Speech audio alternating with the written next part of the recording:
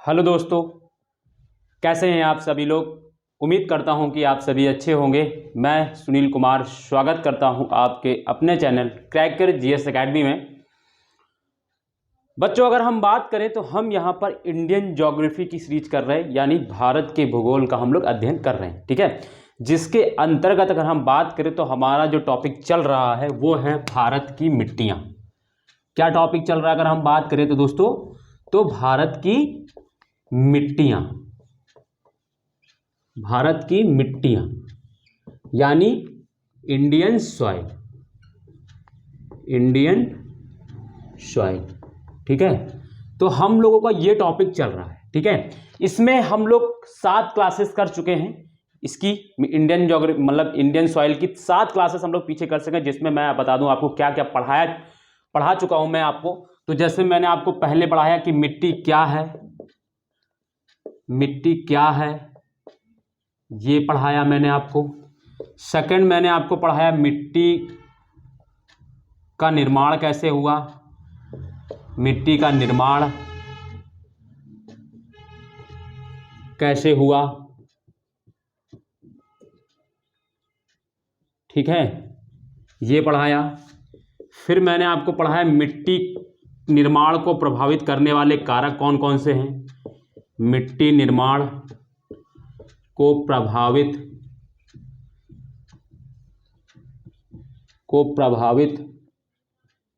करने वाले कारक कौन कौन से हैं वो मैंने पढ़ाया आपको। फिर मैंने आपको चौथा बताऊं तो मैंने भारतीय मिट्टी का वर्गीकरण बताया, भारतीय मिट्टी का वर्गीकरण, जिसमें मैंने आपको 2 आधार पर इसका वर्गीकरण किया भारतीय मिट्टी का। ठीक है, भारतीय मिट्टी का वर्गीकरण बताया, जिसमें मैंने आपको कराया 2 आधारों पर भारतीय मिट्टी का वर्गीकरण किया जा सकता है। एक तो मिट्टी के कणों के आकार के आधार पर, दूसरा ICAR यानी भारतीय कृषि अनुसंधान परिषद जो हमारे भारत में एक संस्था है, वो क्या करती, भारतीय मिट्टी को 8 तरीके से उसका वर्गीकरण करती। ठीक है, तो हमने ये भी आपको पढ़ा दिया है। फिर ई नंबर मैंने आपको क्या पढ़ाया, हमने कहा कि आपको मृदा अपरदन पढ़ना है। मृदा अपरदन क्या है और अपरदन के प्रकार हमने कल आपको पढ़ाया। ठीक है, फिर इसके बाद और क्या इसमें पढ़ना है, तो मृदा अपरदन के कारण कौन कौन से हैं, मृदा अपरदन के कारण कौन कौन से हैं ये हम लोग को देखना है अभी। ठीक है,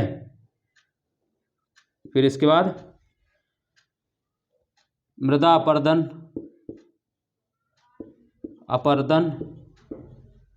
रोकने के उपाय क्या हैं, रोकने के उपाय क्या हैं वो हम लोग को देखना है। ठीक है, तो हम लोगों ने ये सारी चीज़ें कर ली हैं। ठीक, ये सारी चीज़ें हम लोगों ने इसमें कर ली हैं। ठीक, तो अभी जैसे कि हम लोगों को जो पढ़ना है, ठीक है, ठीक है, और हमने हाँ इसमें एक चीज़ और मैंने पढ़ाया था, मैं भूल गया हूँ, मिट्टी की उर्वरता में कमी के कारण क्या क्या है। मिट्टी जो हमारी भारतीय मिट्टी है उसमें उर्वरता के, ये मैंने इससे मृदा अपरदन से पहले जो है, इससे पहले अगर हम बात करें डी के बाद ई नंबर, यहाँ पर मैं ब्लैक पेन से लिख दे रहा हूँ, ये यहाँ पर मिट्टी की उर्वरता में कमी के कारण, ये मैंने आपको पढ़ाया है। मुझे लग रहा था कुछ मैंने छूट गया है। फिर इसको मैं कैसे सुधार कर सकते हैं ये मैंने आपको बताया। फिर मैंने कल आपको मृदा अपरदन पढ़ाया, मृदा अपरदन के क्या कारण है वो आज हम लोग पढ़ेंगे, और मृदा अपरदन रोकने के उपाय क्या है ये भी हम लोग पढ़ेंगे। ठीक है, तो इस तरीके से ये देखेंगे। और इसमें एक टॉपिक और हो जाता है, अगर हम थोड़ा और इसको एलुबरेट कर दें तो मृदा अपरदन से क्या क्या समस्याएं हो सकती हैं हमारे भारत में। मृदा अगर अपरदन हो रहा है तो उससे क्या क्या समस्याएं हो सकती है उसको हम लोग देखेंगे। ठीक है, तो ये सारी चीज़ें अगर हम बात करें, अगर हम लोग किस मिट्टी या है मिट्टी से संबंधित, भारतीय मिट्टी से संबंधित अगर इतने टॉपिक्स हम लोग कवर कर लेते हैं तो हमारा मिट्टी का टॉपिक पूरा कवर हो जाता है, जिसमें हम लोग प्री कम मेंस पूरा देखते हैं, है ना। यहाँ ये टॉपिक ऐसा है जिसमें मेंस में भी क्वेश्चन आ सकता है, और मेंस में क्वेश्चन मैं बता दूं कहाँ से आ सकता है।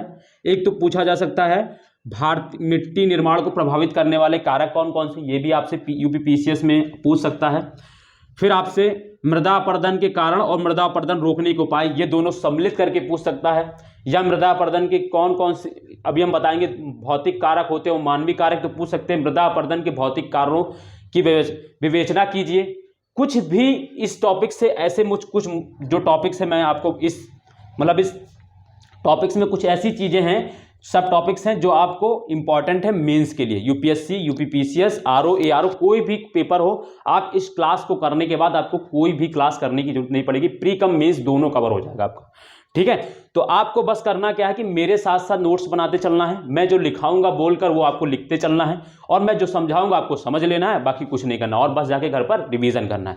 ठीक है दोस्तों, तो अब जो नए थे उनको समझ में आ गया कि हम लोग क्या क्या पढ़ चुके हैं। हम बता दें क्या पढ़ चुके हैं, जैसे मिट्टी, ये और ये पढ़ चुके हैं। आज हम लोग ये पढ़ेंगे। ठीक है, आज हम लोग ये मृदा अपरदन के कारण और मृदा अपरदन रोकने के उपाय, टाइम रहा तो ये भी देख लेंगे। तो आज हम लोग ये शुरू करेंगे। तो हम लोग पढ़ने क्या जा रहे हैं, मृदा अपरदन के कारण, और इससे पहले हम लोग बहुत कुछ पढ़ चुके हैं। जो पढ़ चुके हैं वो मैंने आपको लिस्ट यहाँ पर दे दी।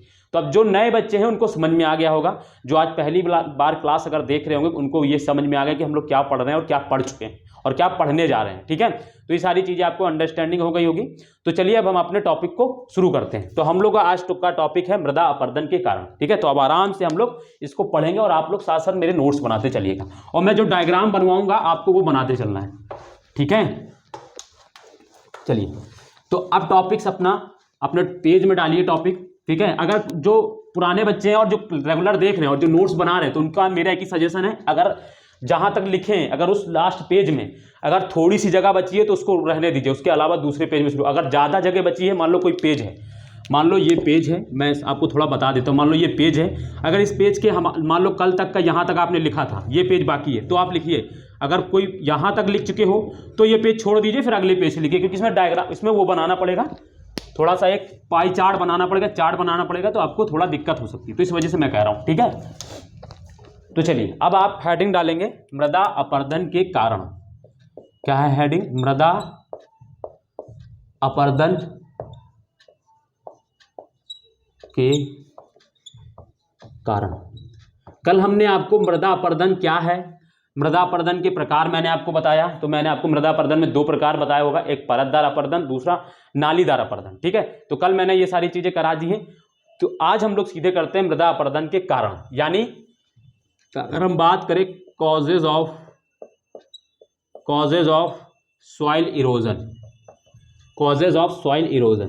ठीक है, इस टॉपिक को हम लोग आज करेंगे। ये क्या झुंझुनू वाले आ गए कौन?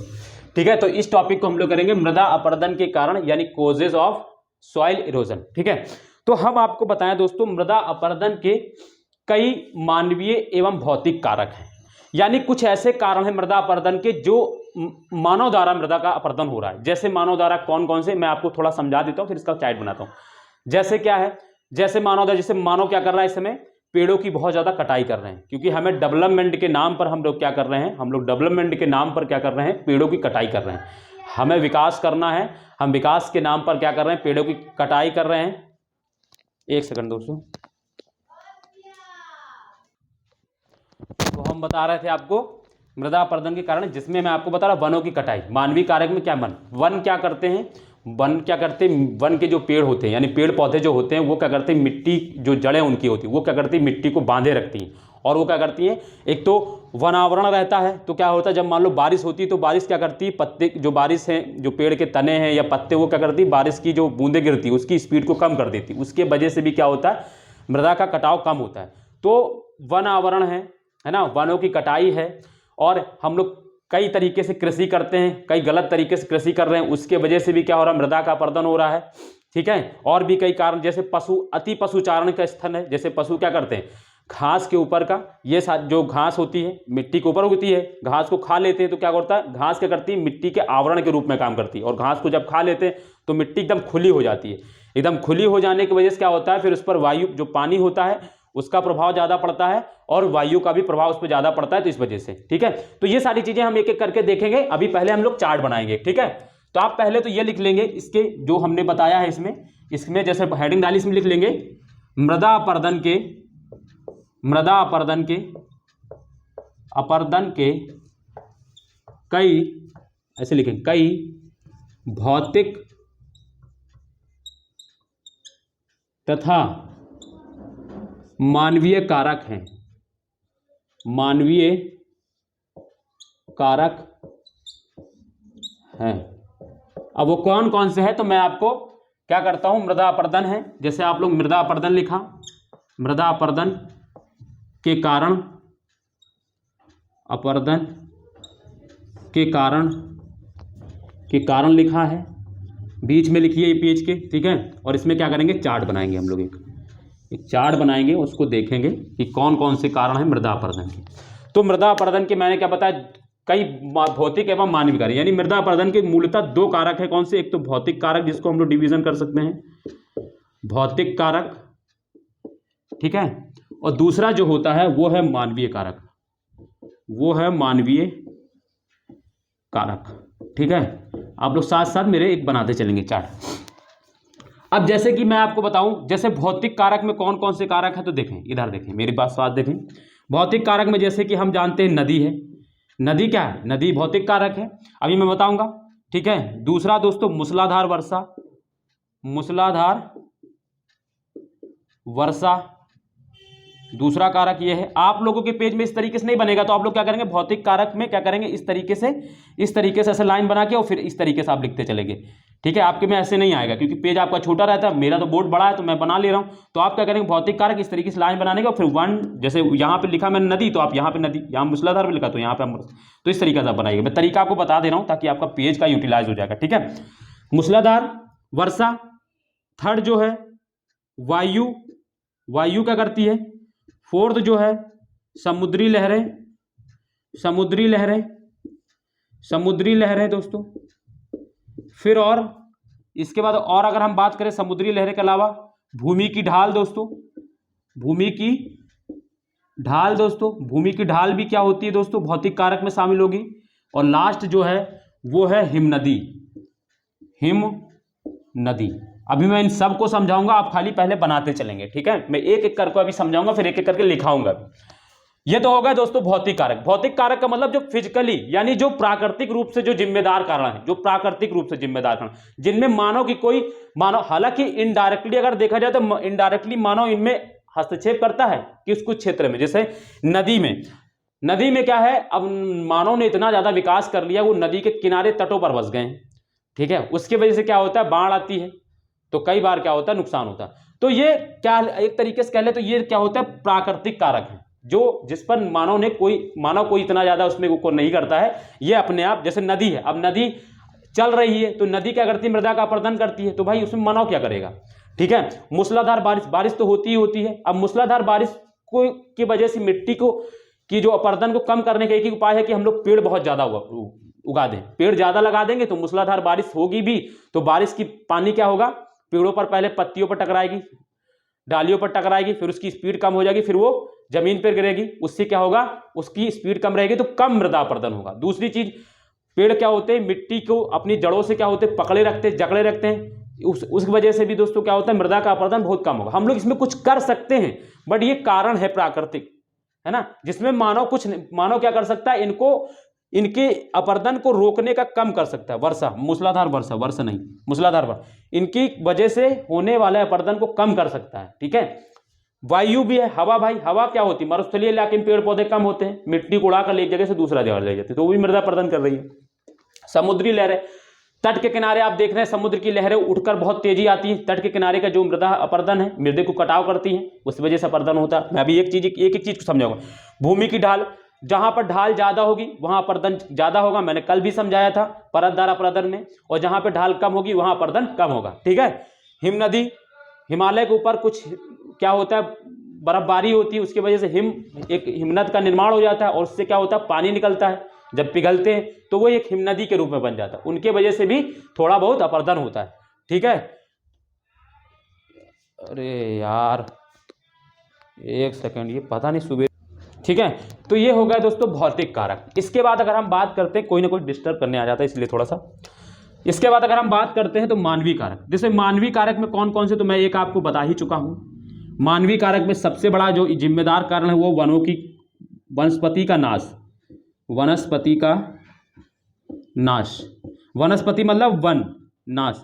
अब एक चीज जान लीजिए, देखो वनस्पति का नाश इसलिए मैंने लिखा है कि वनस्पति जितने भी पेड़ पौधे पाए जाते हैं उनको वनस्पति बोला जाता है। वन का मतलब क्या होता है, जहां घने जंगल हो, घने जंगल जो होते हैं उनको वन बोला जाता है। जहां पे घने पेड़ पौधे होते हैं वहां पर उनको वन बोला जाता है या उनको जंगल बोला जाता है, ठीक है। बट जो पेड़ पौधे, मान लो सिंगल पेड़ पौधे लगे हुए हैं, कहीं 2 4 10 पेड़ पौधे लगे, तो उसको हम लोग वन नहीं बोल सकते, वो क्या होते, वनस्पति होती। तो वनस्पति और वन में, वनों की कटाई से अच्छा आप लिखिएगा वनस्पति का नाश। वनस्पति का नाश पूरी जगह पर होगा, ना कि वन वाले इलाके में तो वन की कटाई हो ही रही है, अदर जगह पर भी हम लोग क्या करते हैं, मान लो कोई शहर है, कोई शहर में कुछ बहुत सारे पेड़ लगे, हमको वहां पुल बनाना है, तो हम क्या करते हैं, उन पेड़ों को काट देते हैं। तो वो भी तो क्या है दोस्तों, वनस्पति की कटाई। अब वहां तो जंगल है नहीं, शहरों में तो जंगल है नहीं, बट वनों की कटाई तो हो रही है, मतलब पेड़ों की कटाई तो हो रही, तो यानी वो वनस्पति का नाश है। तो इस चीज को भी समझ के रखें, थोड़ा सा आप अगर चीजों को अपने तरीके से सोचेंगे तो आप ज्यादा बेटर उसको कर पाएंगे। क्योंकि हम लोग वनों की कटाई की बात अगर करते हैं तो वनों की कटाई का मतलब क्या है, जहां पर जंगल यानी बहुत ज्यादा घना पेड़ पौधे जहां पर लगे हों उनको हम लोग वन या जंगल बोलते हैं। और क्या सिर्फ जंगल में ही पेड़ों की कटाई हो रही, नहीं, शहरी इलाकों में भी हो रही, गाँव में भी पेड़ों की कटाई हो रही। गाँव में डेवलपमेंट के नाम पर हम लोग क्या कर रहे हैं, पेड़ों की कटाई कर रहे हैं, तो वहां पर भी तो मृदा अपरदन होगा ना, बारिश होगी और भी चीजें हैं, वो हवा चलेगी तो उससे वहां पे भी तो अपरदन होगा, वहां पे भी तो जड़ें होती पेड़ की, वो भी तो मिट्टी को रोक के रखती हैं। तो वनों की कटाई के अलावा अगर आप सही सेंटेंस लिखे तो कभी भी ध्यान रख के लिखिएगा वनस्पति का नाश, क्योंकि वनस्पति मतलब क्या होते हैं, जंगल के पेड़ हो और चाहे गांव के पेड़ हो चाहे शहर के पेड़ हो, वो वनस्पति में ही शामिल किए जाते हैं। इस चीज को बहुत रिमार्केबल चीज मैं बोल रहा हूं, आपको ऐसा लग रहा होगा कि नहीं कुछ नई चीज नहीं है, बट ये बहुत नई चीज है। वनों की कटाई या जंगलों की कटाई का मतलब जहां पर घने पेड़ पौधे लगे हों, जहां पर हजारों पेड़ पौधे एक साथ लगे, उसको हम एरिया को वन बोलते हैं, जंगल बोलते हैं।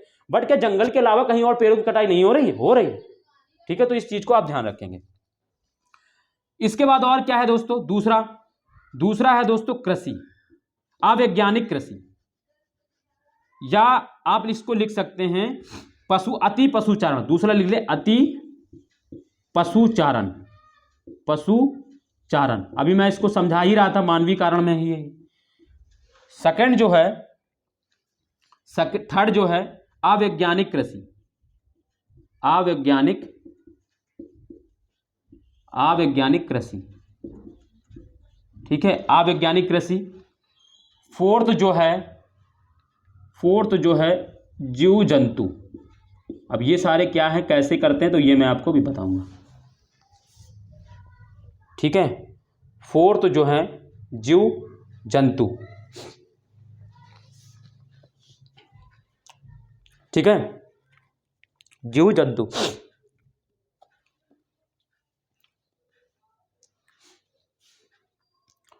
ठीक है, ये आप समझ गए होंगे इसको।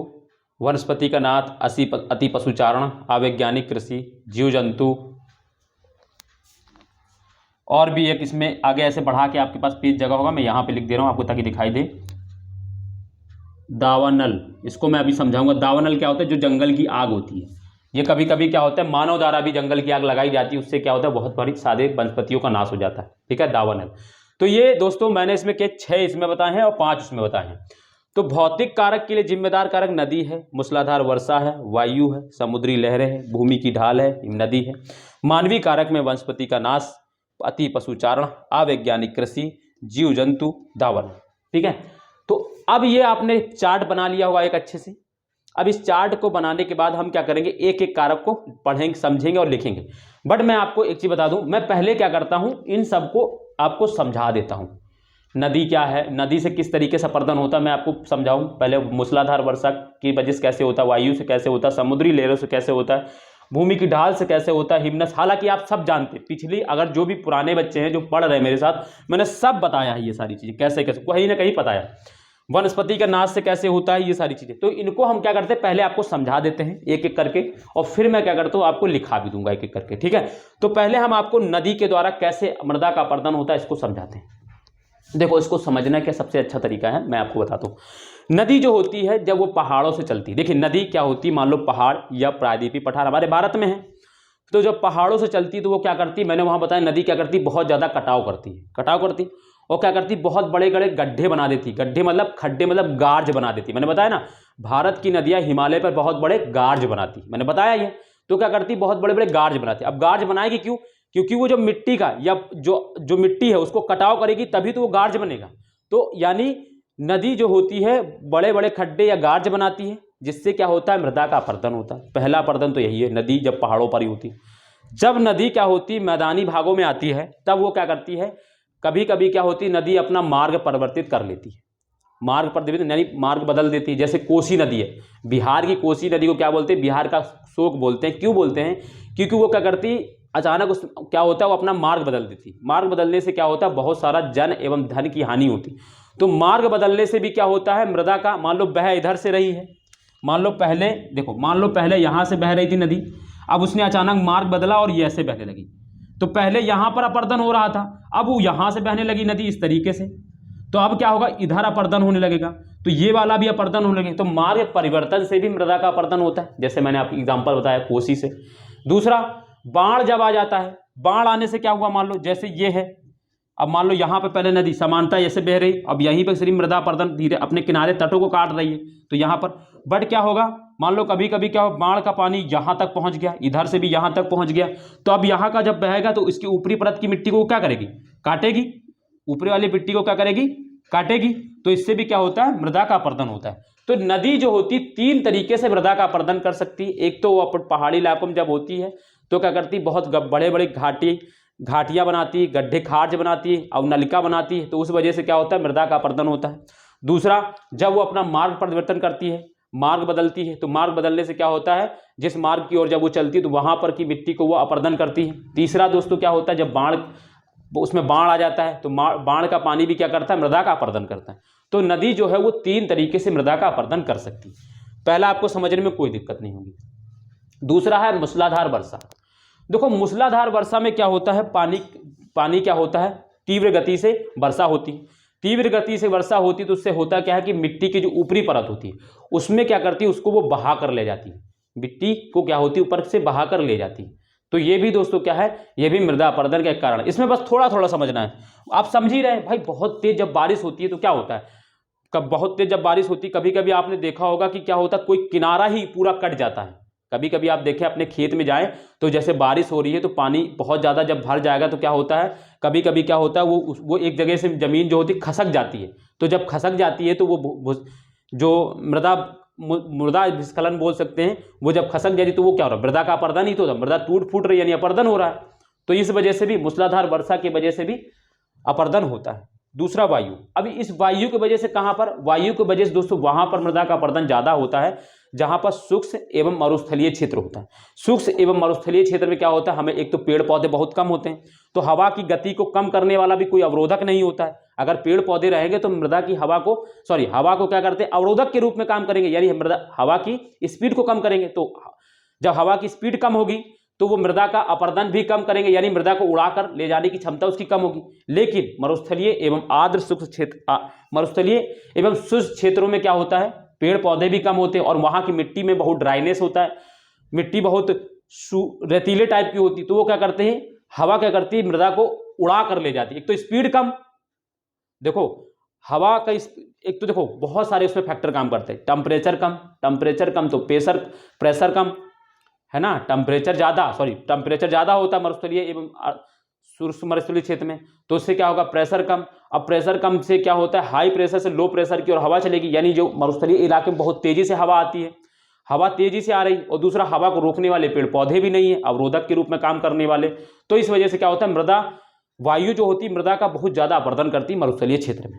ठीक है, जैसे हमारे इलाके में, जैसे हम राजस्थान का इलाका है और पहाड़ी इलाकों में मृदा अपरदन वायु अपरदन करती है मृदा का, बट सबसे ज़्यादा ये क्या करती है, मरुस्थलीय एवं शुष्क क्षेत्रों में करती है। तो ये भी समझ में आ गया होगा मृदा अपरदन वायु द्वारा कैसे।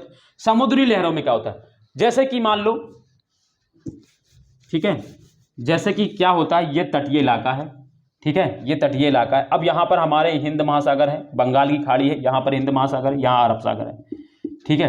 अब क्या करता है, समुद्र में कभी कभी बहुत बड़ी बड़ी लहरें उठती, अब वो लहरें उठेंगी, आएंगी किनारे, तट पर टकराएंगी, तो तट के किनारे क्या होगी, वो मिट्टी जो होगी उसको क्या करेगी, काटेगी, उसको क्या करेगी, अपरदन करेगी। एक तो समुद्री लहरें। दूसरा, कभी कभी समुद्र में बहुत बड़े बड़े तूफान आते हैं, कभी कभी क्या होते हैं चक्रवात आते हैं बहुत बड़े बड़े, और जो चक्रवात क्या होते हैं वो आकर तट पर टकराते हैं, और तट के टकराने से क्या होता है यहाँ पर जो तट होती तट की मिट्टी को वो क्या करते हैं काट देते हैं, अपरदन कर देते हैं।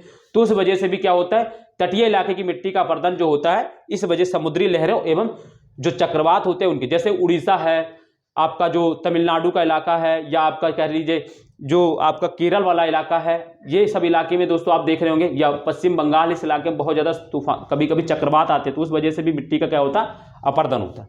ठीक है, तो ये तो समुद्री लहरें हो गए। इनके भूमि की ढाल, तो जैसे मैंने आपको बताया है भूमि की ढाल में भी क्या होता है मृदा अपरदन के लिए बहुत जिम्मेदार कारण है। जहां पर भूमि की ढाल अधिक होगी, यानी जैसे मान लो ये पहाड़ी इलाका है और ये मान लो ये तटीय इलाका है, इस इलाके में दोस्तों क्या होगा मृदा का अपरदन ज्यादा होगा। क्यों?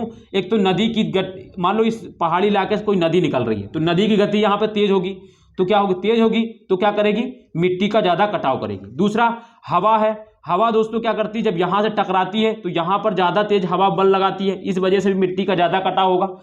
तो जहां पर ज्यादा ढाल होगी, जहां का ढाल ज्यादा अधिक होगी, तीव्र ढाल होगी, वहां पर अपरदन अधिक होगा। और तटीय, और जो जैसे ये वाला इलाका है जैसे मैदानी इलाका, तो मैदानी इलाके में तो दोस्तों क्या होता है मिट्टी का अपरदन कम होता है मगर कम धीमी गति से होता है। ठीक है, तो भूमि का ढाल भी दोस्तों क्या है मृदा अपरदन के लिए बहुत जिम्मेदार कारक है। हिम नदी मैं ऑलरेडी बता ही चुका, मगर एक बार फिर बता देता हूं।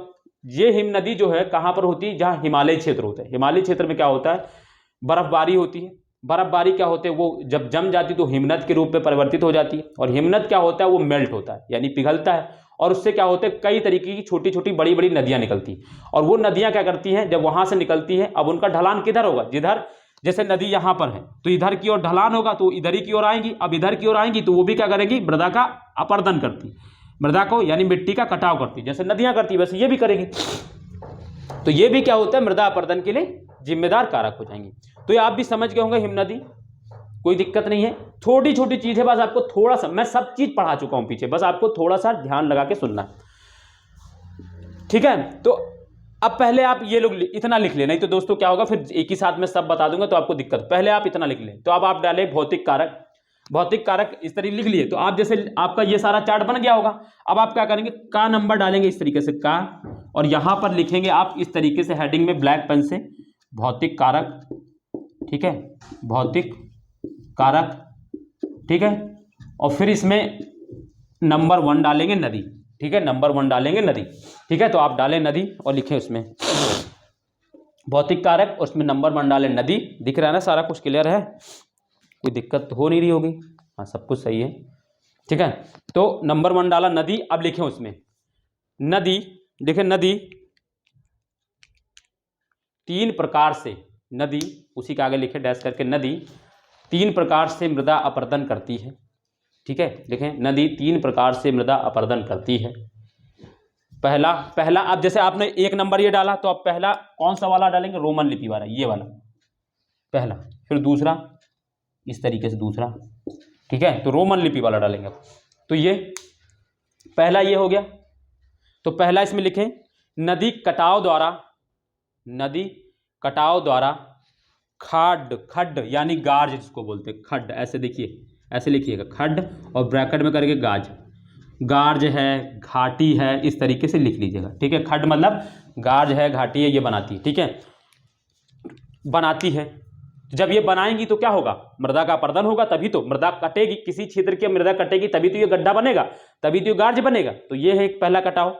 दूसरा जब नदी, दूसरा जब नदी, जुकाम हो गया हमको लग रहा, अपना मार्ग बदलती है, अपना मार्ग बदलती है, जब नदी अपना मार्ग बदलती है तो आसपास के इलाकों में, जब मृदा अपना जब नदी अपना मार्ग बदलती है तो आसपास के इलाकों में से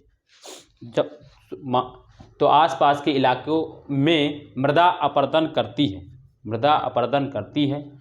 जब नदी मार्ग बदलती है तो आसपास के इलाकों में मृदा अपरदन करती है, जैसे कोसी नदी, जैसे कोसी नदी। ठीक है, दूसरा ये भी लिख लिया होगा। तीसरा इसी में थर्ड करके ऐसे 2 हो गया, इसके बाद तीसरा आप ऐसे डालेंगे ऐसे करके, ये तो आपका एकदम बढ़िया से बनेगा। मैप तीसरा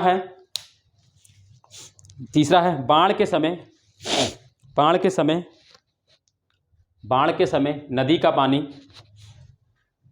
बाढ़ का समय नदी का पानी दूर दूर तक फैल जाता है, दूर दूर तक फैल जाता है, तथा मृदा की परत को बहाकर ले जाता है। ऊपर की जो मृदा की जो परत होती है उसको बहाकर ले जाता है। बाढ़ के समय नदी का पानी दूर दूर तक फैल जाता है तथा मृदा की, चाहे ऊपरी परत लिख लो चाहे परत, मृदा की परत को बहाकर ले जाता है, तथा मृदा की परत को बहाकर ले जाता है। ठीक है, तो ये तीनों लिख दिया। मृदा का समझ भी हो गया, समझा तो मैंने दिया ही था, अब लिख लिया। दूसरा डालेंगे, 2 नंबर करके डालेंगे मूसलाधार। दूसरी हेडिंग डालेंगे मूसलाधार वर्षा, मूसलाधार वर्षा। ठीक है, इसमें लिखेंगे जब मूसलाधार वर्षा होती है, लिखेंगे इसमें जब मूसलाधार वर्षा होती है तो वर्षा का जल, जब मूसलाधार वर्षा होती है तो वर्षा का जल तीव्र गति से, तो वर्षा का जल तीव्र गति से, तीव्र गति से धारातल पर बहता है, तीव्र गति पर से धारातल पर बहता है। ठीक है, तीव्र गति से धारातल पर बहता है। ठीक, तीव्र गति से धारातल पर बहता है। ठीक, और मृदा का अपरदन करता है, और मृदा का अपरदन करता है। ठीक है, और मृदा का अपरदन करता है। तो ये हो गया। दूसरा भी लिख लिया आपने, तो आप समझ गए जब मूसलाधार वर्षा होगी, तेज बारिश होगी तो मिट्टी का कटाव ज़्यादा करेगी। ठीक है, मिट्टी का कटाव ज़्यादा करती है। तो आप तीसरा डालेंगे वायु, 3rd नंबर डालेंगे वायु। वायु डाला, इसमें लिखेंगे शुष्क वनस्पतिहीन, ऐसे लिखेंगे। मैं लिख दे रहा हूँ, कुछ कुछ शब्द मैं हिंदी के लिख देता हूँ, कुछ बच्चे हैं जो नहीं समझ पाते। शुष्क वनस्पतिहीन। ठीक है, शुष्क वनस्पतिहीन मरुस्थलीय प्रदेशों में, शुष्क वनस्पतिहीन मरुस्थलीय प्रदेशों में शुष्क मरुस्थलीय प्रदेशों में वायु मृदा अपरदन का सबसे बड़ा कारण है। वायु मृदा अपरदन का सबसे बड़ा कारण है। ठीक है, वायु द्वारा मृदा, अगर लिखें वायु द्वारा मृदा अपरदन वायु की गति पर निर्भर करता है। मैंने बताया जितनी ज़्यादा वायु की गति, स्पीड जितनी ज़्यादा होगी, अपरदन वो उतना ही ज़्यादा करेगी। ठीक है, जैसे मैंने आपको बताया कि मरुस्थलीय क्षेत्र में क्यों होती है, क्योंकि एक तो वहाँ पर टेम्परेचर ज़्यादा होता है, टेम्परेचर ज़्यादा है तो प्रेशर कम होता है, और हवा का एक टेंडेंसी होती है वो हाई प्रेशर से लो प्रेशर। और ये जो मरुस्थलीय इलाका हमारा भारत का जो है, आप देखेंगे तो वो समुद्र के किनारे है, और समुद्र में क्या होता है, टेम्परेचर कम होता है। ठीक है, और क्या होता है, और प्रेशर ज़्यादा होता है। तो प्रेशर ज़्यादा प्रेशर समुद्र में बना, कम प्रेशर मरुस्थलीय इलाके में बना, तो क्या होगा, हवाएं, गर्मियों में हवाएं क्या होगी, भारत से समुद्र से स्थल की ओर चलेंगी, और क्या होगा, इसकी वजह से स्पीड ज़्यादा होगी। ठीक है, और स्पीड ज़्यादा होती है। दूसरी चीज़, और मरुस्थलीय इलाके में पेड़ पौधे लगे ही नहीं हैं, तो इस वजह से उसकी स्पीड ज़्यादा होती है, और उस अवरोधक के काम में भाई पेड़ पौधे हवा को रोकने या कोई बड़ी बड़ी दीवारें रोकने काम करती हैं। तो जब वहाँ पर पेड़ पौधे ही नहीं हैं तो वो अवरोधक का काम कैसे करेंगे, तो इस वजह से मिट्टी को बहाकर दूर तक ले जाती है। तो यही लिखा ना, मैंने यही लिख रहा हूँ। वायु द्वारा मृदा का अपरदन वायु की गति पर निर्भर करता है। ठीक है, तेज चलने वाली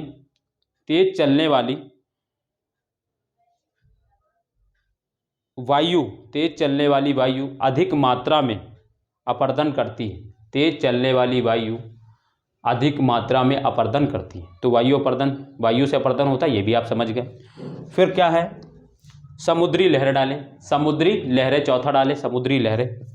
इसमें लिखेंगे तटीय भागों में, समुद्री लहरें हेडिंग डाली, और इसमें लिखेंगे तटीय भागों में समुद्र से ऊंची लहरें उठती हैं, समुद्र से ऊंची लहरें उठती हैं जब कभी, और उठती हैं और और तटवर्ती क्षेत्रों में मृदा अपरदन करती, और तटवर्ती क्षेत्रों में मृदा अपरदन करती। जैसे मैंने आपको बताया उड़ीसा है, पश्चिम बंगाल है, केरल है, इन सब इलाकों में बहुत ज़्यादा समुद्री लहरें आती, जितने भी तटीय राज्य हैं उन उतने में। ठीक है, तो मैंने लिखा तटीय भागों में समुद्र की लहरें समुद्र की ऊंची ऊंची लहरें उठती और मृदा तटीयवर्ती और तटवर्ती क्षेत्रों में मृदा अपरदन करती। जब आगे लिखेंगे, इसी में लिखेंगे आगे, जब कभी समुद्र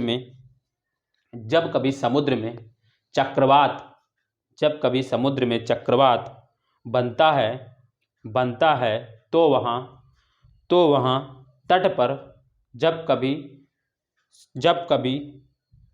कभी समुद्र में चक्रवात बनता है तो वहाँ तट पर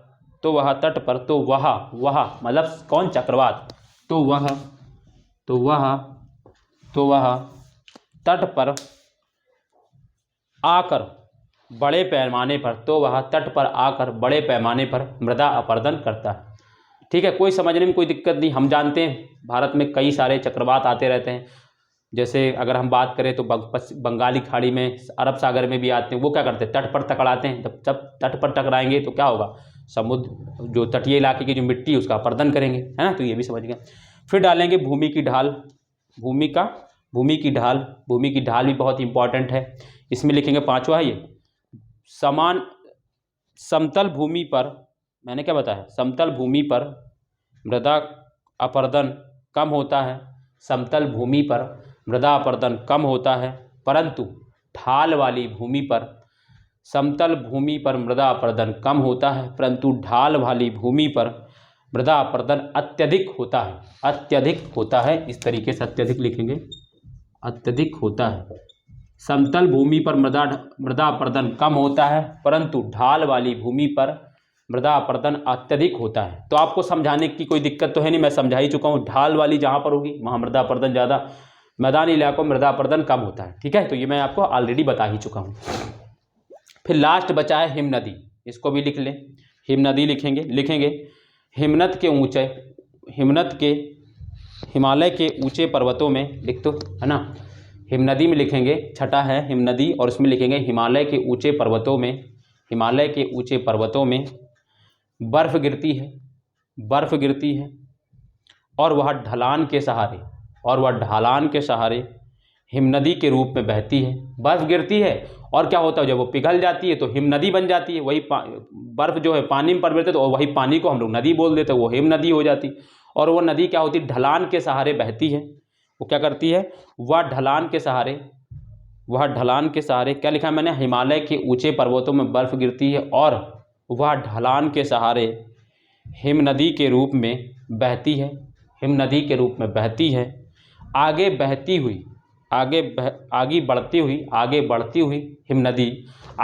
हुई हिम नदी बड़े पैमाने पर मृदा अपरदन करती है। ठीक है, आगे बढ़ती हुई हिम नदी बड़े पैमाने पर मृदा अपरदन करती है। तो ये हो गए दोस्तों भौतिक कारक, जो मृदा अपरदन के लिए भौतिक कारक। अब मैं आपको बताता हूँ, एक क्वेश्चन जैसे आपसे पूछा जा सकता है, मृदा अपरदन के भौतिक कारणों की विवेचना कीजिए। मृदा अपरदन के लिए जिम्मेदार, ऐसे लिखेंगे, मृदा अपरदन के लिए जिम्मेदार। क्वेश्चन है, जैसे आपको मैं बता दूं कैसे पूछ सकता है, मेंस में या पीसीएस मेंस में, यूपीएससी में, पीसीएस में पूछ सकता है। मृदा अपरदन के लिए जिम्मेदार भौतिक कारणों की विवेचना कीजिए। मृदा अपरदन के लिए जिम्मेदार भौतिक कारणों की विवेचना कीजिए। आपसे सिर्फ भौतिक कारण के बारे में पूछ सकता है। ठीक है, और कहेगा इनके और भौतिक कारणों से मृदा अपरदन को रोकने के उपाय बताएं। ये भी एक सिंगल ये भी दे सकता है। दूसरा आपसे दे सकता है, मृदा अपरदन के लिए जिम्मेदार मानवीय कारक की चर्चा करें और मानवीय कारक से मृदा अपरदन को रोकने के उपाय भी बताएं। ठीक है, तो ये आपको दे सकता है। तो मैं आपको पहले मैंने आपका ये बता दिया, अब आपको लिखेंगे मानवीय कारक। ठीक है, अब आप खा नंबर, जैसे आपने का डाला था यहाँ का डाला तो उसमें डालेंगे खा और मानवीय कारक। ठीक है, समझा तो मैं चुका ही हूँ ऑलरेडी, फिर मैं आपको एक एक करके लिखा देता हूँ, नहीं तो आप क्या, अब आप वनस्पति का नाश मैं समझाने को कह रहा था, मैंने आपको समझाऊंगा। ठीक है, तो आप डालेंगे मानवीय कारक, और मानवीय कारक में पहला जो है वो है वनस्पति का नाश। ठीक है, इसको समझ लेंगे, फिर मैं आपको लिखा भी दूंगा। ठीक है। तो समझेंगे। इतना ज़्यादा कुछ कठिन नहीं है। मानवीय कारक मैं बता ही रहा था आपको, ठीक है, इतना ज़्यादा कोई कठिन नहीं है, ठीक है। मानवीय कारक और वनस्पति का नाश मैंने क्या बताया, जो पेड़ पौधे होते हैं, जो वनस्पति होती है, वो क्या करती है, उनकी जो जड़ें जो होती हैं वो क्या करती हैं, मिट्टी को जकड़े रहती, यानी उसको पकड़े रहती है, ठीक है। दूसरा काम क्या होता है, जो पेड़ पौधे की जो जड़ें होती या पेड़ पौधे होती वो क्या करती, पानी के बहाव को भी कम करती, पानी के बहने की गति को भी बाधित करती, यानी कम करती। पानी के बहने से भी मृदा अपरदन होता है, यानी उसकी जब स्पीड कम होगी तो मृदा अपरदन कम होगा। दूसरा जब मिट्टी को वो पकड़े रखेंगी, यानी टाइट रखेंगी, तो भी पानी बह के ऊपर से जाएगा, तो भी वो कम अपरदन करने के लिए जिम्मेदार करेगा। तो ये होती है इस वजह से, यानी वनस्पति जो होती है वो वनस्पति की जड़ें होती मिट्टी को जकड़े रखती हैं, ठीक है, जिस वजह से उस पर बहने वाले पानी को, और वो पेड़ पौधे जो क्या होते हैं, पानी की गति को भी बाधित करते हैं। इस वजह से क्या होता है, मिट्टी का अपरदन वो कम होने देते हैं, ठीक है। दूसरा, पेड़ पौधे इसलिए भी इंपॉर्टेंट होते हैं, जहां पर पेड़ पौधे होंगे वहां पर अगर कितनी भी तेज बारिश होगी, तो बारिश जब ऊपर से गिरती है तो क्या होता है, हम पेड़ों की पत्तियों और टहनियों से उनकी बूंदें टकराती हैं, और उससे क्या होता है, पानी की जो बूंदें हैं उनकी स्पीड कम हो जाती। जब उनकी स्पीड कम होगी तो वो मृदा अपरदन भी कम करेंगे। तो वनस्पति का नाश हमारे लिए दोस्तों बहुत ही दोस्तों हानिकारक सिद्ध हो रहा है। एक तो ये मृदा अपरदन तो हमारे लिए हो ही रहा है, मृदा अपरदन होगा। दूसरी चीज, बाढ़ की स्थिति बहुत ज़्यादा पैदा होगी बार बार, ठीक है। तीसरी चीज, ऑक्सीजन की कमी होती जा रही है। चौथी चीज, कार्बन डाइऑक्साइड का मात्रा बढ़ती जा रही है। पांचवी चीज, और भी जो गैसेस हैं वो दोस्तों अर्थ पे बहुत ज़्यादा मात्रा में बढ़ती जा रही है। चौथी चीज, टेम्परेचर बढ़ता जा रहा है, ग्लोबल वार्मिंग बढ़ रही है हमारे भारत में। तो वनस्पति को संरक्षित करने से हमारे देश की कई समस्याएं दोस्तों कम हो जाएंगी, प्राकृतिक कई समस्याएं कम हो जाएंगी, ठीक है। इसीलिए दोस्तों वनस्पति का नाश होने से रोकना है ना, हमें सतत विकास की ओर जाना, यानी हम जितने पेड़ काट रहे हैं उतने ही पेड़ हमें उसी के आसपास के इलाके में हमें वहां पे उगाने भी हैं।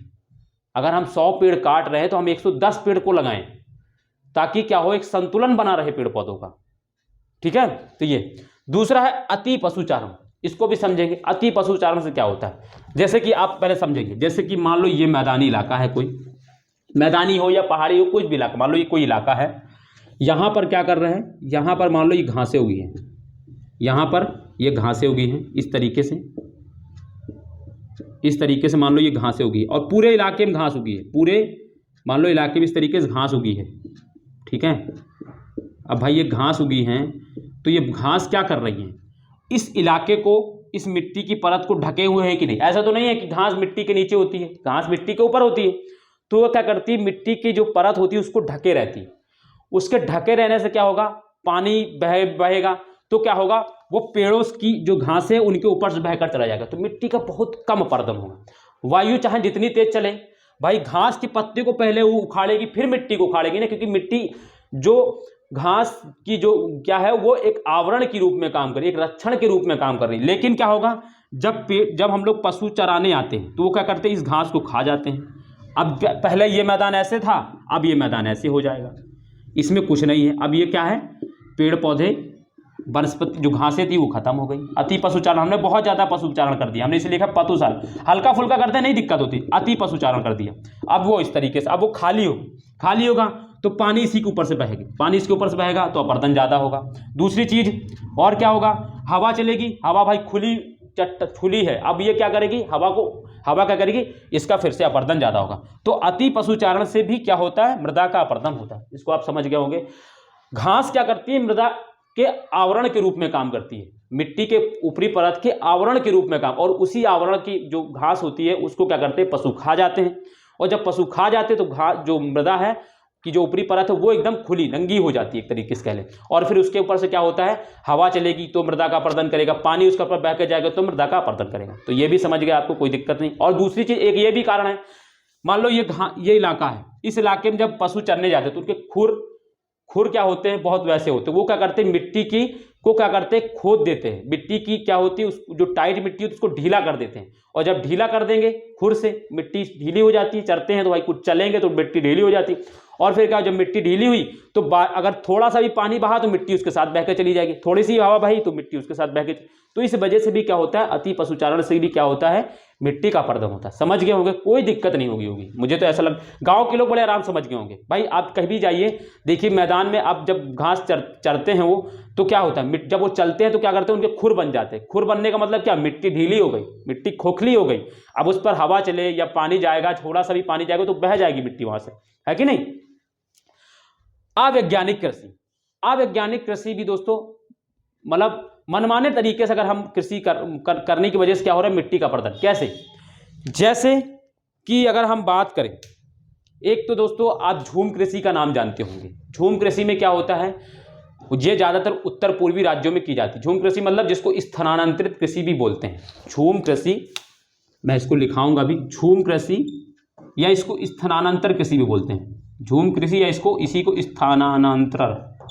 स्थानांतरित कृषि भी बोलते हैं, ठीक है, स्थानांतरित। इसमें क्या होता है, जो उत्तर पूर्वी राज्यों के ट्राइबल इलाके के जो लोग रहते हैं वो क्या करते हैं, मान लो कोई जंगली इलाका है, उन्होंने क्या कर दिया उसको, जैसे यहाँ पर मान लो कोई जंगली इलाका है, उन्होंने क्या कर दिया, इस इलाके की पेड़ को काट डाला। ये पूरा जंगल का इलाका था, मान लो पहले इतने का काटा, ठीक है, इतने का क्या किया उन्होंने, पेड़ काट डाला और यहाँ पे फसल उगाई।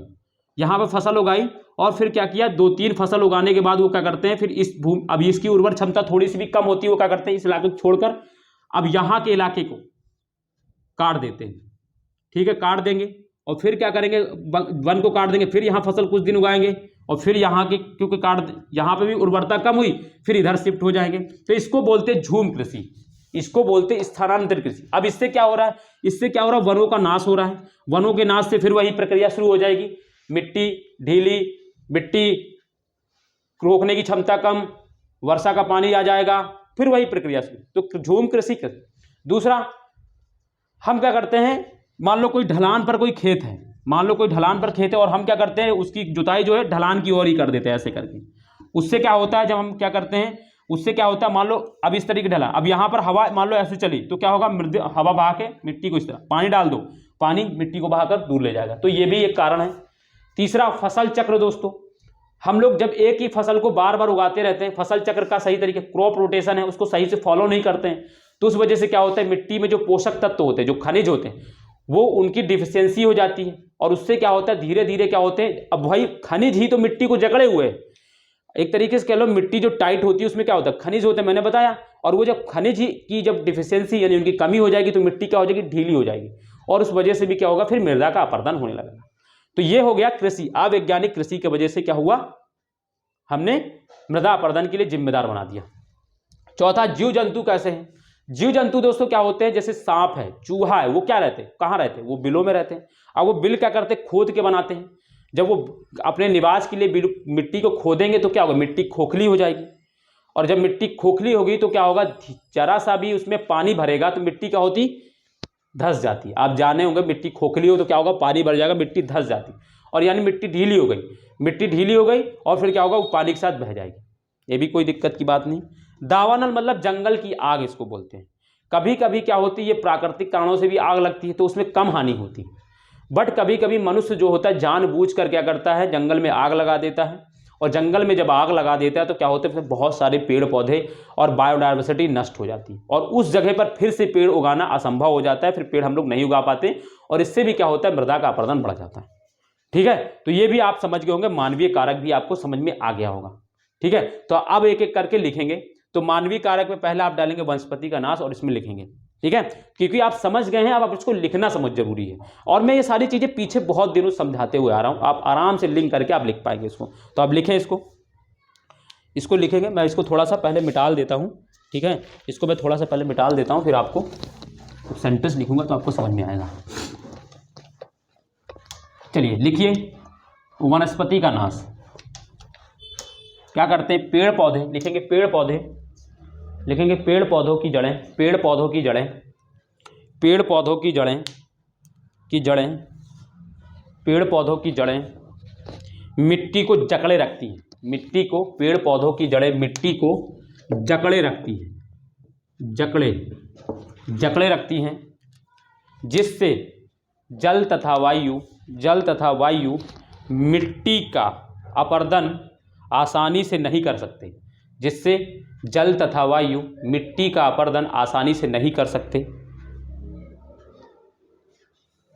सकते। इसके अतिरिक्त इसके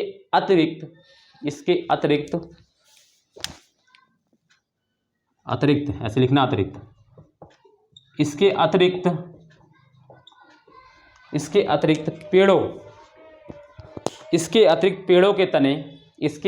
पेड़ों के तने पानी के बहाव की गति को कम कर देते हैं। इसके अतिरिक्त पेड़ों के तने पानी के बहाव की गति को कम कर देते हैं। मैंने बता ही चुका हूं पहले से। जिन क्षेत्रों में वनस्पति का नाश हुआ है या किया गया है, जिन क्षेत्रों में वनस्पति का नाश किया गया है या हुआ है, वहाँ मृदा अपरदन, जिन क्षेत्रों में वनस्पति का नाश किया गया है वहाँ मृदा अपरदन बहुत ही अधिक मात्रा में हो रहा है। वहाँ मृदा अपरदन बहुत ही अधिक मात्रा में हो रहा है। ठीक है, लिख लिया होगा, कोई दिक्कत नहीं होगी। ठीक है, तो मैं एक बार रिपीट कर दे रहा हूँ। पेड़ पौधों की जड़ें मिट्टी को जकड़े रखती हैं, जिससे जल तथा वायु मिट्टी का अपरदन आसानी से नहीं कर सकते हैं या तो। ठीक है, इसके अतिरिक्त पेड़ों की तना या कह लें पेड़ों के तने पानी के बहाव की गति को कम कर देते हैं। जिन क्षेत्रों में वनस्पति का नाश किया गया है, उन क्षेत्रों में मृदा अपरदन बहुत ही अधिक मात्रा में या अत्यधिक मात्रा में हो रहा है। ठीक है, जो भी लिखना चाहे होगा। सेकंड लिखेंगे अति पशुचारण। ठीक है, समझा चुका हूं मैं, लिखना चलना है। सेकंड लिखेंगे अति पशुचारण और उसमें लिखेंगे अत्यधिक पशुचारण से वनस्पति का नाश होता है। मैंने बताया ना, घास जो होते हैं, घास का क्या होता है, नाश होता है। अत्यधिक पशुचारण से वनस्पति का नाश होता है, जिससे मिट्टी को हानि पहुंचती है। जिससे क्या होता है, मिट्टी को हानि पहुंचती। कैसे पहुंचती है तो अभी देखें। अधिक चराई से, जिससे मिट्टी को हानि पहुंचती है। अधिक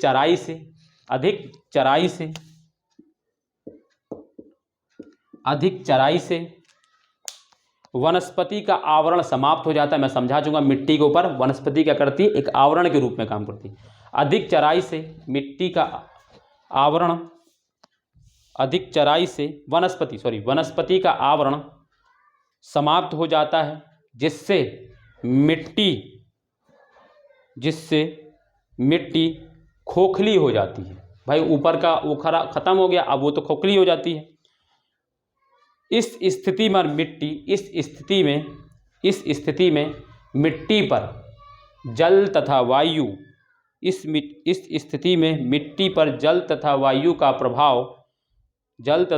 का प्रभाव तीव्र होता है। ठीक है, तीव्र होता है। इस स्थिति में मिट्टी पर जल तथा वायु का प्रभाव तीव्र होता है। इसके अतिरिक्त आगे लिखेंगे, इसके अतिरिक्त पशु चरते समय अपने खुरों से मिट्टी को उखाड़ कर ढीला कर देते हैं। समझा दिया था मैंने, ढीला कर देते हैं, जिससे मिट्टी वर्षा तथा पवनों के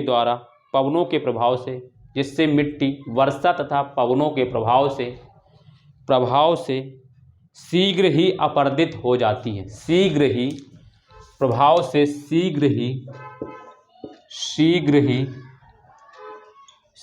ही घा है ये। ठीक है, शीघ्र ही अपरदित हो जाती है। अपरदित ऐसे लिखेंगे। ठीक है, अपरदित हो जाती है। ठीक है, तो ये मैं बता चुका हूँ, समझा चुका हूँ, हो गया। अवैज्ञानिक कृषि।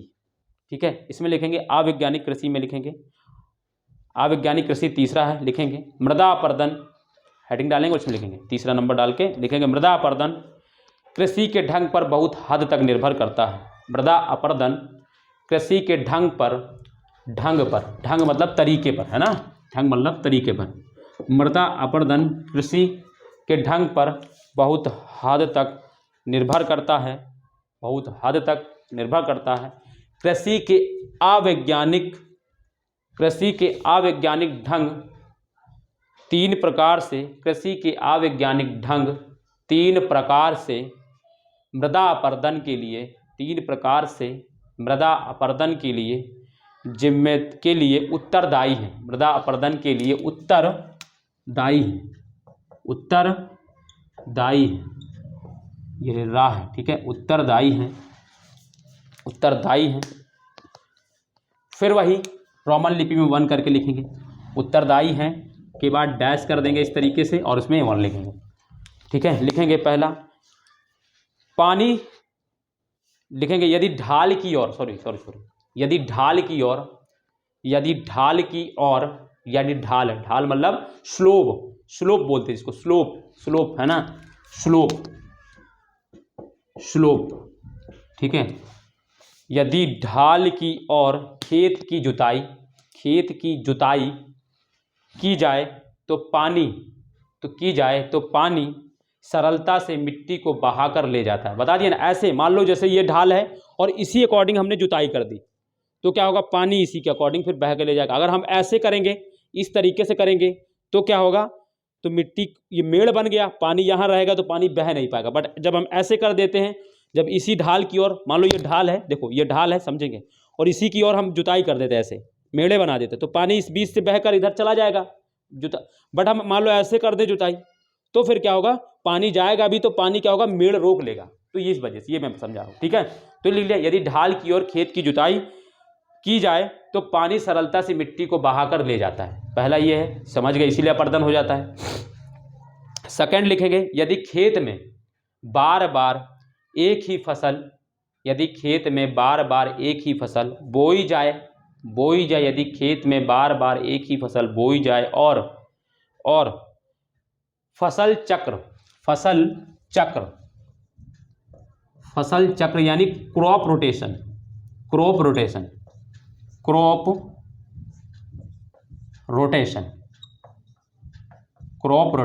ठीक है। फसल चक्र या क्रॉप रोटेशन, इंग्लिश में क्रॉप रोटेशन प्रणाली का प्रयोग ना किया जाए, यदि खेत में बार बार एक ही फसल बोई जाए और फसल चक्र प्रणाली का प्रयोग ना किया जाए तो मिट्टी में उपस्थित यानी प्रेजेंट, जो मिट्टी में जो उपस्थित या प्रेजेंट मिट्टी में उपस्थित खनिज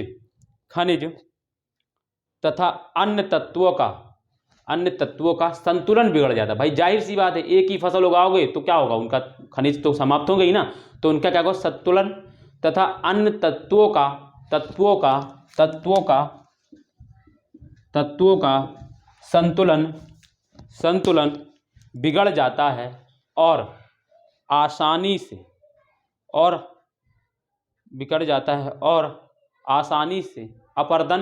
मिट्टी का अपरदन हो जाता है, और आसानी से मिट्टी का अपरदन हो जाता है। दूसरा ये लिख लिया। थर्ड लिखेंगे, थर्ड इसी का थर्ड मतलब इसी का थर्ड ऐसे, ठीक है, इसी का थर्ड। तो अब देख, फिर है इसमें क्या है, स्थानांतरित कृषि, मैंने बताया था स्थानांतरित कृषि, ऐसे लिखेंगे स्थानांतरित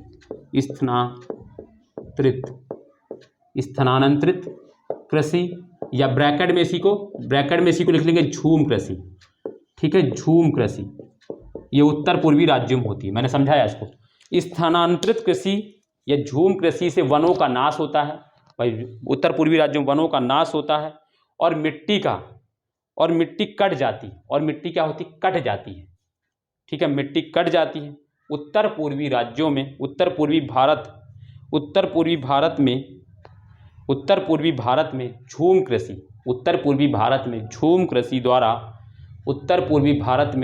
कृषि द्वारा बड़े पैमाने पर मृदा अपरदन हुआ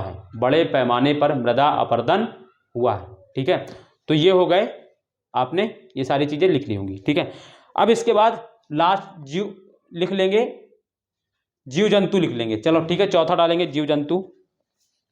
मैं इसको मिटालता हूँ, फिर इसको समझाने का थोड़ा सा मुझे स्पेस मिलेगा। जीव जंतु लिखेंगे, ठीक, डालेंगे जीव जंतु किस तरीके से करते हैं, तो लिखेंगे कई प्रकार के जीव, लिखेंगे कई प्रकार के जीव अपने, कई प्रकार, इसमें लिखेंगे कई प्रकार के जीव, चौथा जो लिखना है वो ये वाला आप डालना है चौथा नंबर करके, और इसमें लिखना है कई प्रकार के जीव अपने निवास के लिए, कई प्रकार के जीव अपने निवास के लिए मिट्टी में बिल बनाते हैं, मिट्टी में बिल बनाते हैं और मिट्टी को खोखला कर देते हैं, और मिट्टी को खोखला कर देते हैं।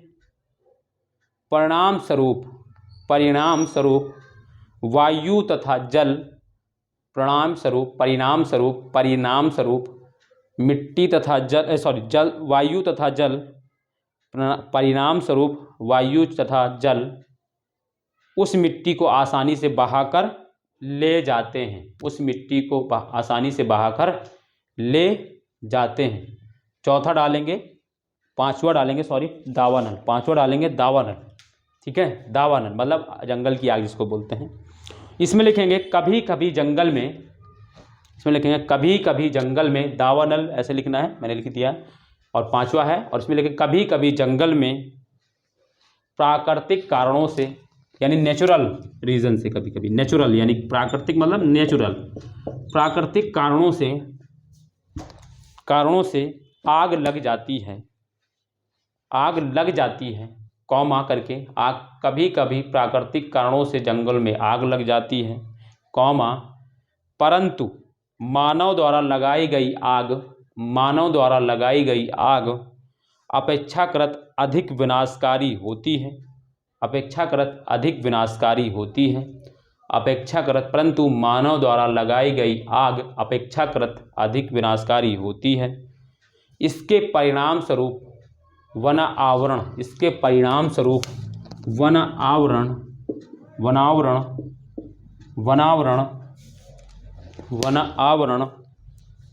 सदैव के लिए लुप्त हो जाता है, सदैव के लिए लुप्त हो जाता है, तथा मिट्टी जिसके परिणाम स्वरूप वनावरण सदैव के लिए लुप्त हो जाता है तथा मिट्टी अपरदन की समस्या से ग्रस्त हो जाता है, तथा मिट्टी अपरदन की समस्या से ग्रस्त हो जाता है, तथा मिट्टी अपरदन की समस्या से ग्रस्त हो जाता है।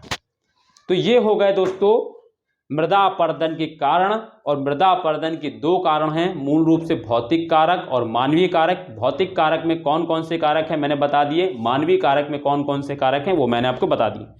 अब कल हम इसमें देखेंगे मृदा अपरदन को रोकने के उपाय, और फिर इसमें लास्ट देख लेंगे मृदा अपरदन की समस्या क्या क्या होती है हमारे भारत में, इससे क्या होता है मृदा अपरदन समस्या, और पूछा यही जाएगा कि मृदा अपरदन की समस्याएं, इसको रोकने के उपाय बताइए, या मृदा अपरदन के कारण और उसके रोकने के उपाय बताइए। इस तरीके से क्वेश्चन आपसे पूछा जाएगा। और कभी कभी पीटी में भी आपसे यूपीएससी या यूपीपी 4-5 ऑप्शन देकर आपसे पूछ सकता है निम्नलिखित में से कौन मृदा अपरदन के कारण है, या मान लो 3 मृदा अपरदन के कारण रहेंगे और एक नहीं रहेगा, पूछेगा निम्नलिखित में से कौन मृदा अपरदन के कारण नहीं है। तो इस तरीके से भी क्वेश्चन पूछ सकता है पीटी में भी, और मेंस में तो लिखने को पूछ ही सकता है। ठीक है, तो ये आपका इस तरीके से कवर होगा। और अब कल हम लोग, अब देखो 7-8वीं क्लास है आज मृदा की, बट मेरा एक यही फोकस है कि मैं आपको जो भी टॉपिक पढ़ाऊंगा, जो मैंने लिखा है उस पर, जो मेरा आप थंबनेल जब पढ़ते होंगे तो देखते होंगे UPSC, UPPCS, RO ARO, pre cum mains, pre plus mains, यानी तो उसी के अकॉर्डिंग पढ़ाई हो भी रही है। ये नहीं है कि मैंने लिख दिया वहाँ तो कुछ और पढ़ा रहा हूँ, नहीं, आपको फील भी उसी अकॉर्डिंग आ रहा होगा और आप सीख भी रहे होंगे मज़े से, कोई दिक्कत नहीं। बहुत सरल एग्जाम्पल मैं देकर आपको इसलिए समझाता भी हूँ, ठीक है, ताकि आप समझ पाएँ आराम से। ठीक है, तो ये आज की क्लास है। अब इससे आगे दोस्तों हम लोग कल करेंगे, और दोस्तों कल करेंगे, तब तक के लिए दोस्तों अपना है ना, बट आपका बस एक काम है, अगर हाँ वीडियो अगर आपको अच्छी लगी हो, वीडियो समझ में आई हो, अगर वीडियो आपको सेशन अच्छा लगा हो तो वीडियो को दोस्तों लाइक करेंगे, कमेंट करेंगे और अपने दोस्तों को भी शेयर करेंगे। और हाँ, जिन्होंने अभी तक चैनल को सब्सक्राइब नहीं किया है वो चैनल को सब्सक्राइब भी कर लें, ठीक है। और दोस्तों आप शेयर जरूर करा करें, मेरी आपसे आपसे यही मांगता हूं। मैं आपके लिए बहुत मेहनत कर रहा हूं, तो आप थोड़ा सा बस इतना एफर्ट डाला करें, थोड़ा सा जो अपने ग्रुप्स हैं, आपके जो जानने वाले हैं, उनको दोस्तों बताएं किस तरीके से यहाँ पढ़ाई हो रही है। लोग चाह रहे हैं, अगर अच्छा कंटेंट चाहिए ज्योग्राफी में तो आप जरूर यहाँ पर लेकर आएँ उसको, ठीक है। तो आपसे आपका थोड़ा सपोर्ट आप करेंगे तभी तो हम भी थोड़ा सा आप जब आप सपोर्ट करेंगे तभी तो हम कुछ आगे बन पाएंगे, है ना। तो हम चाहते हैं कि, क्योंकि देखो क्या होता है, जब ज़्यादा लोग देखते हैं तो उससे ये पता चलता है कि हम जो पढ़ा रहे हैं वो बच्चे को समझ में आ रहा है और वो उनको अच्छा लग रहा है, तभी तो लोग हमसे जुड़ रहे हैं। नहीं जुड़ते तो क्या ऐसे कभी मुझे फील आता कि पता नहीं मैं अच्छा पढ़ा भी रहा हूँ कि सिर्फ मुझे ही लग रहा है कि मैं पढ़ा रहा हूँ। तो इस वजह से भी कभी कभी मोटिवेशन भी मुझे फील होता है, बट मैं सोचता हूँ नहीं, कोई बात नहीं, चलो कभी ना कभी तो लोग आएंगे ही। लेकिन आप लोग दोस्तों अगर चाहें तो बहुत कुछ बदल सकता है, ठीक है। तो आप लोगों का कहीं काम है दोस्तों, शेयर करना, वीडियो को लाइक करना, कमेंट करना, सब्सक्राइब करना, ये सारा काम आप लोगों का है, ठीक है। तो आप लोग दोस्तों अपने दोस्तों को, अपने परिवार में, फैमिली में जितने भी जानने वाले हैं, आप लोग उनको जरूर देखो, ठीक है, एक बार देखने को बोलें, ठीक है। तो चलिए फिर दोस्तों आज हम लोग यहीं तक रखते हैं, बाकी हम लोग कल मिलेंगे, और तब तक के लिए अपना ध्यान रखिए। थैंक यू दोस्तों जुड़ने के लिए, बाय, नमस्ते, थैंक यू दोस्तों।